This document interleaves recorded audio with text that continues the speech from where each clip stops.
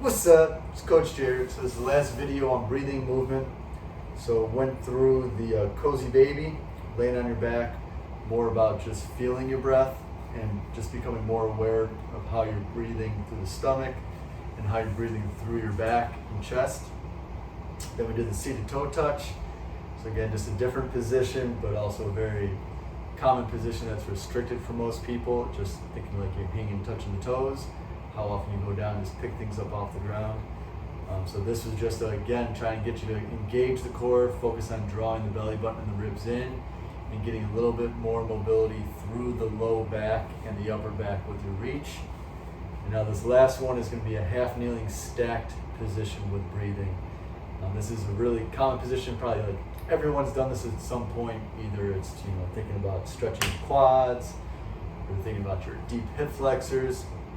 But we're going to use this again to try and get a little more access through the hips, so through your pelvis, which might help with the most common issue that I see with clients is just this overactive tight low back, also something I've dealt with. All right, so again, if you want, you can use your pillow, towel, something to kneel on if you want an electric cushion. If not, just kneeling down, take the breath. All right, so I'm going to go one knee down. So the goal here is to get a stacked position. So we often call this a pillar position. So you want to think bottom knee, hip, shoulder, and then you want to think ear as well, all in a stacked vertical line. All right. So we don't want butt sticking out like this. All right. And we don't want crazy arch through that low back. All right. And we don't want to be obviously slouched forward either. So again, just like with our seated toe touch, I want you to think about drawing the belly button in. All right, so drawing that belly button in should immediately set up our hips where we want them. Just doing that alone, you might already start to get a stretch. All right, so if you want to find kind of the top of your hips, you can do this in the beginning with both knees down. Put your index finger, your pointer finger, follow that crest of your hip until you get a nice bony prominence in the front.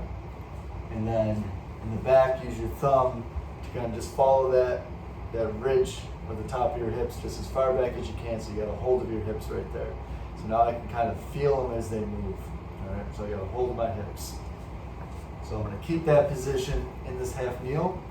So again, right now I'm kind of exaggerated with my butt sticking out, my belly pushed out. I'm going to draw the belly button in so I can feel that bone in the front slide across my fingers. All right, and for me, right away, I can feel this stretch. Changing your back foot position, so pointed versus pulled in, is also going to change the tension across the knee. All right, so do whatever you're comfortable with.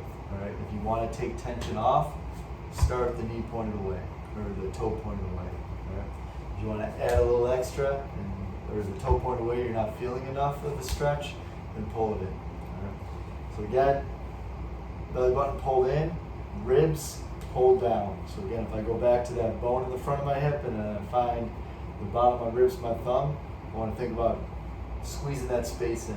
All right. So pull the belly button in, ribs down. All right. Now I'm going to actively, so this is where we got to strengthen that mind-body connection. Think about squeezing my butt. All right. So you can think about if it helps driving the hips forward. I've got pockets on these shorts. If you think about your pockets, I'm pulling my pockets down and underneath, or I'm pulling my tailbone down to the floor and underneath. Hold that position, all right? So again, my belly, my core here is engaged. So when I breathe, I'm gonna focus my breath in my chest, my upper back, all right? Because I wanna keep this engagement in order to keep my hips in position. I don't wanna lose that, all right? So from here, I'm just going to do 3 breaths. So just like we've been working, in the nose, deep and slow, out the mouth, slow and complete.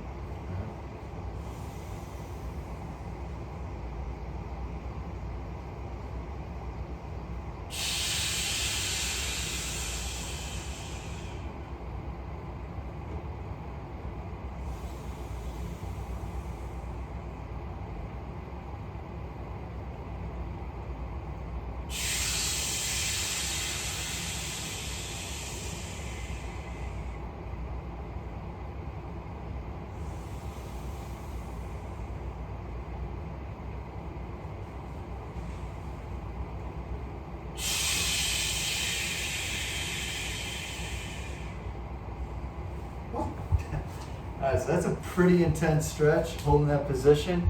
So break that up. I would alternate legs. I just did 3 breaths. That felt pretty good. So I would say anywhere between 1 to 5 breaths. I don't think you need to do more than 5. If you can do more than 5, you're probably not getting as much tension and stretch and activation as you want to get on that. All right. So again, do that for about 4 weeks. Note the difference. One progression you can make, if this ends up getting too easy or you're just not feeling the stretch enough, you can elevate that rear foot. So you can put it up on a bench. I don't have anything nearby, but I'll just use the pillow. And this actually might be enough for some people, or a foam roller. But again, just raising that foot up and locking in. So right there, I've got that stretch. All right, that will be a good progression. All right, but start with the foot on the ground.